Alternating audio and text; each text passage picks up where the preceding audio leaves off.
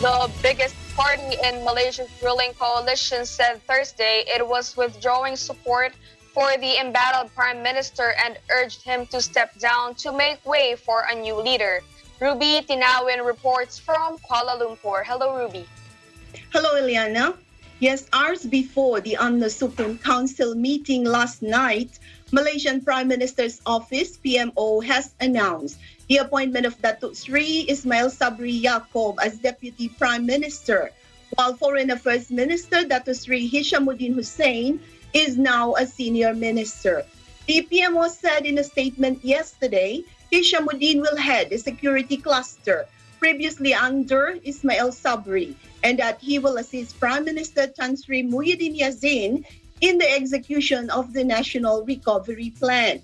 Ismail's appointment will assist the Prime Minister in managing the administration of the country and fulfill the people's need amid the current health and economic crisis.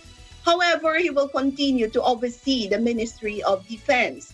The PMO hopes that the appointments will further enhance the capacity of the Perikatan Nasional, or the PN government, especially in facing the COVID-19 pandemic, strengthen unity among government parties, and strengthen the PN government with transparent, corruption-free, and integrity governance.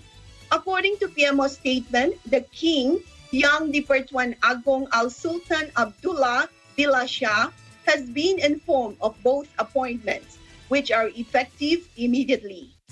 Newly appointed Deputy Prime Minister Ismail Sabri said in a separate statement he regarded his appointment as a trust and responsibility, which has to be undertaken in a sincere and honest manner for the sake of the country's political stability and economic well-being. He added the appointment was not a privilege, but a heavy responsibility, which came at a time when the country is battling the COVID-19 pandemic and implementing the National Recovery Plan.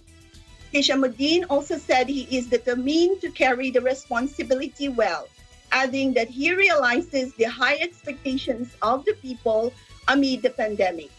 Meanwhile, in a Facebook Live broadcast early this morning, the UMNO Party President Datuk Sri Ahmad Zahid Hamidi said the UMNO Supreme Council has decided to revoke the party's support of the Perikatan Nasional, or PN government, with immediate effect.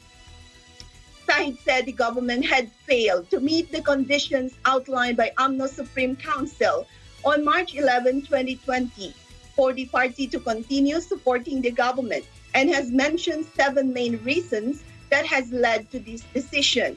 The PN government, according to Zahid, has failed in effectively addressing the pandemic and has issued inconsistent policies that has led to ineffective implementation of lockdown. It has misused the proclamation of emergency ordinance and has been slow in managing assistance for the people. It also has failed to uphold the welfare of the public, which have led to suicide rates doubling in recent months.